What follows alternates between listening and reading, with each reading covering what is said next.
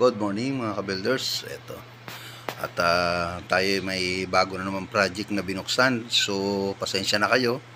Alam kong matagal kayong nag-iintay sa mga project ko. So, alam nyo naman, hindi naman ako talaga tumitigil sa mga ginagawa ko. O hindi naman tayo natitigil sa trabaho. Ngunit yun lang, medyo madalang lang yung ating pag-vlog. Gawa nga ng yung project natin kung saan-saan. Ayan, so nakakaya naman sa inyo kung yung araw-araw natin ginagawa ay halimbawa yung pagbili natin ng tiles, yung pag-ikot natin sa mga site ng project natin ay i-vlog ko pa. Pero kung gusto nyo malaman ay update ko po kayo. So ang project po natin ngayon ay dito po sa Lumina Tanza. So isang Angeli single firewall with 54 square meter po yung kanyang lote. Ang gagawin po namin dito ay back extension at saka side extension. So ayan nga po at andito tayo sa site ngayon. Yung trabaho namin dito ay nasa pangatlong linggo o halos mag-iisang buwan na po. So ayan, halos matagal po na nakatambay yung ating video. So ngayon ihahatid ko na po sa inyo. Ayan na nga po. At ito na po yung simula ng aming trabaho, yung unang araw. Ito po yung nagsimula nung katapusan nung nakaraang buwan. Tapos ito na nga po, October po yan. Unang araw ng October namin simulan. Yan. So ito yung unang araw namin trabaho. At ang extension po nito, 2 metro sa likod at 2 metro sa side. Ayan. So ngayon, naghuhukay na po kami. Actually mga ka-builders, ang gagawin po natin dito ay unang-una i-extend natin yung CR. Magkakaroon po siya ng additional na toilet and bowl. Ayan. So ito, nakapagpa-deliver na kami ng mga materialis at ready na yung aming mga ginagawa. So ayan mga ka-builders, yung gagawin po namin dito, ito na nga po, extend po siya. Hindi po siya slab. Ayan. Gawa nga po ng, alam nyo sa mga ka-builders, sa totoo lang, 1 taon na po itong dapat nasimulan. Kaso nga lang, nagkataon lang na yung budget nagamit. Kaya ngayon lang po nasimulan namin muli. Ayan. So ito, una namin ginawa na dyan, bandang itaas, nakapag-tiles na rin. At tapos ito ngayon, nag-plastering na para na sa ganun po is makapag-division kami. So ito naman po harapan nito, isang gate lang po. So sliding gate po ang gagawin namin dito. Gawa nga ng may sasakyan. So yun. Ito naman likod na to, ito po yung i-extend namin, gagawing toilet and bowl. So isasarado namin yon at dito kami magbubukas sa side. Ayan, yung access niya papunta dun sa kusina. So ito, sarado to, tatanggalin namin ang pintuan. At dito ilalagay yung pinaka toilet and bowl niya. Yan. So nagpa-plumbing na po, naglilinya po tayo doon para sa downspout. Kasi nga po doon sa likod. Tapos ayan, so maraming mga kalat po talaga kasi gawa nga po ng maliit lang po yung space.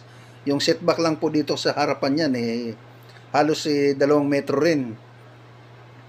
Kaya wala pong lugar para dun sa mga debris, sa tambak ng buhangin, sa tambak ng graba. So talagang masikip at makalat.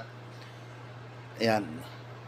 So mahirap rin magtapon o maghanap ng tatapunan ng mga debris dito. Kaya iniipon muna namin. Yun. So yun mga ka-builders, ito. Kung nakikita po ninyo, ito na po yung harapan niya sa garahe. So sliding door yung gagamitin namin dyan. Tapos ito magiging bubong niya, yero. And then ito na po yung pintuan nung sa toilet and bowl. Tapos ito bubuksan namin yan. Ito para dito sa kusina, magiging access niya sa kusina. Na halos 2 metro po yung lapad ng bubukas namin. Tapos ito naman kusina po, ito naman pong CR. Ito naman ang pintuan niya. Ayan. Dito po ang magiging pinto. Tapos ay nga po na isarado na namin. Ang gagawin naman po namin dito sa ceiling ay maglalagay kami ng cube light, tapos si PVC panel. So ito naman harapan na to, yan yung part na to. Pasensya na po kayo, masyadong makalat kasi po yung mga tao natin stay in po dito. Kasi yung iba niyan malalayong lugar, so ang ginagawa natin, stay in po yung mga tao dahil may mga gamit po tayo, katulad ng mga nasa labas, pwedeng mawala. So akyat na po tayo sa taas. Actually mga ka-builders, dito po sa taas nakapag-tiles na kami at nakapag-partition na. Ayan. So hindi lahat po ng paalala ko po, hindi po lahat ng Angelique ay the same po o pare-parehas ang taas ng kwarto. So kung makikita po ninyo, ito po mababa lang po yung kwarto niya. Kaya inuna na po namin yung partition, and then at saka kami magkikesame dito sa part kasi na ito sa likod ay ito nga pala, itong harapan na to, mas mataas yung elevation o yung kesame niya kaysa doon sa bandang likod. So ayan, makikita po ninyo, halos sa standard po siya, nasa 240 yung kesame niya. Unlike po doon sa bandang likod na halos nasa 220 o 215 lang yung kesame. So yan, lalagyan rin po namin ng insulation yan. Dahil nga po sa magiging mainit po kung hindi namin lalagyan, kahit na sabihin na natin na maglagay tayo ng hardiplex or sabihin na natin ang kesame natin ay gypsum board, talagang mainit siya. So kaya kami naglalagay rin ng insulation. Ayan. So dahil nga po sa kompleto na to dito sa bandang itaas, so kaunti na lang yung magiging trabaho namin at ngayon ko lang may update nga. So ito po yung insulation na kinabit namin. So sabi ng may-ari, hindi naman kailangan na baklasin na yung bubong. Dahil ang plano talaga namin yan, sa totoo lang, ang paglalagay talaga ng insulation dyan, doon sa ibabaw ng barakilan, tsaka papatong yung yero. So gawa nga ng sabi ng may-ari na baka magkaroon lang ng problema sa mga tulo. So okay na dito sa ilalim ng barakilan. Yan. So ayan mga ka-builders, nakapagkisame na rin kami. Pintura na lang ang kulang dito. Tapos yun. Okay na, tapos na yung bandang itaas. So kami ngayon ay nandito na sa bandang ibaba naman. Ayan. Sa bandang ibaba na kami kikisame naman ulit. Ayan, so tara, dito tayo sa baba. Ayan mga ka-builders, ito na nga po at na-open na namin yung access papunta dun sa kusina. At yung kesame naman niya, nakita nyo naman po, may abang na po siya para dun sa cube light. Ayan. So dito lang po sa harap, sa binakagitna po, yung cube light niyan. So, yung extension natin, ready na rin yung trusses. Nagpagawa na rin tayo ng trusses. Ayan. At kita nyo na ho, sobra ho talaga ang daming kalat. At ngayon ipapahakot na po namin yan. Ayan. So dahil nga po sa sobra ng tambak, ang marami na naglagay na kami ng bakod dito sa harapan para malinis na ho ang tuluyan. At saka yung panambak ay papahakot na namin. Ayun. So dito sa likod, sa loob, ayan po, at ready na rin yung cube light.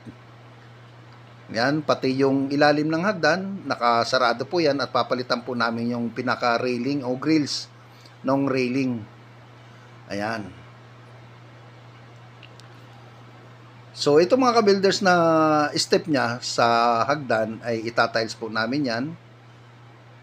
At dito naman po sa extension, mayroon na rin po yan insulation na ikakabit namin. Ayan, at naglalagay na po, nag-aabang na kami ng barakilan. At ready na. Yung gutter po niyan, palibasa po ay inner gutter. So, ang kinakabit po namin yan ay stainless talaga.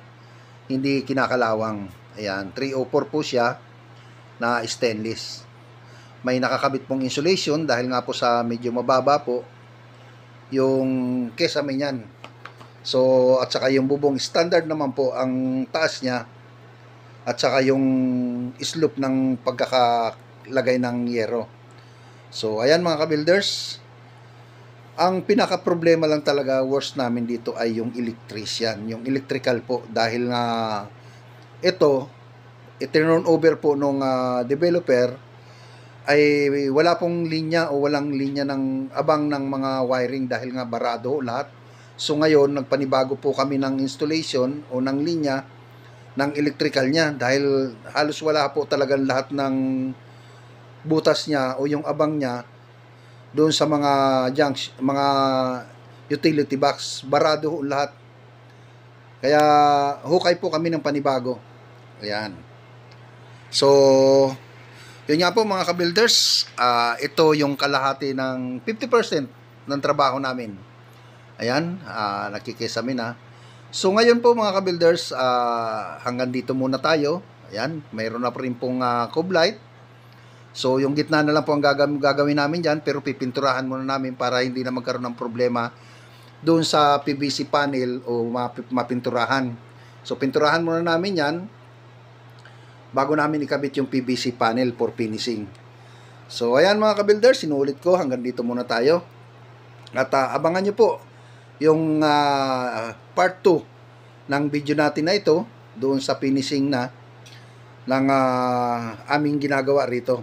So maaaring hindi pa rin finishing siya at magtatiles pa po kami. So ipapakita namin sa inyo yung aming pagtatiles. So balikan po natin dito sa taas at okay na po yung hagdanan natin, no? Kung nakikita po ninyo, no?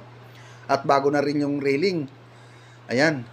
So balikan po natin dito sa taas. Ayan. Okay na siya.